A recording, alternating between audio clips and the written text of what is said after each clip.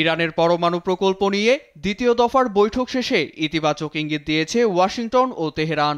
শনিবার ইতালির রাজধানী রোমে 4 ঘণ্টা ধরে চলে বৈঠক, যেখানে অংশ নেন আন্তর্জাতিক পরমাণু শক্তি সংস্থার প্রধান রাফায়েল গ্রাসিও। বৈঠক শেষে 26 এপ্রিল তৃতীয় দফায় ওমানের মাসকাটে আলোচনা হবে বলে নিশ্চিত করেছে দুপক্ষ।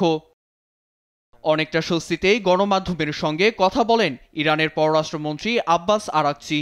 এমনকি সামাজিক যোগাযোগ মাধ্যম এক্সে ইরানের পররাষ্ট্র মন্ত্রণালয়ের মুখপাত্র ইসমাইল বাকিরি জানান, আগামী কয়েকদিন পরোক্ষভাবে আলোচনা চলবে। এই বৈঠকের পর প্রশ্নের কালো মেঘ কিছুটা হলেও কেটেছে বিশ্বমহলের।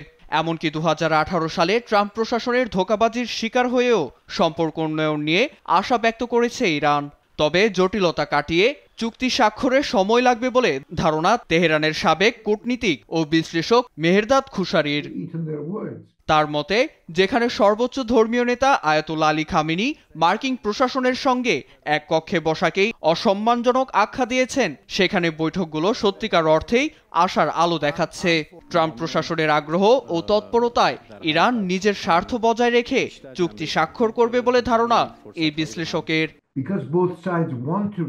দুই পক্ষই সমঝোতা চাইছে, যা খুবই গুরুত্বপূর্ণ। সমঝোতার জন্য সবাইকে কিছু না কিছু ছাড় দিতে হবে। নিজেদের অর্থনৈতিক ও দেশের উন্নয়নের জন্য ইরান চুক্তিতে রাজি হতে পারে। অন্যদিকে চুক্তি সফল হলে ট্রাম্পও যুক্তরাষ্ট্রকে দেখাতে পারবে যে তিনি সফল হয়েছেন। উভয় পক্ষেরই স্বার্থ রয়েছে। এছাড়া চুক্তি স্বাক্ষর না হলে বেপরোয়া ট্রাম্প যে ইরানের পারমাণবিক স্থাপনায় সামরিক হামলা চালাতে পারেন, সেই আশঙ্কার কথাও তুলে ধরেন মেহেরদাদ। এদিকে ইরানের পরমাণু শক্তি ও ইউরেনিয়াম সমৃদ্ধকরণ নিয়ে উদ্বিগ্ন ইসরায়েল। ইরানকে পারমাণবিক অস্ত্র তৈরি থেকে দূরে রাখার জন্য বল প্রয়োগের হুমকি দেন প্রধানমন্ত্রী নেতানিয়াহু। ইরানকে যে কোনো মূল্যে পারমাণবিক অস্ত্র অর্জন করা থেকে বিরত রাখার প্রতিজ্ঞা করেছি আমি হাল ছাড়ব না। এই প্রতিজ্ঞা থেকে 1 মিলিমিটারও পিছু হটব না আমি।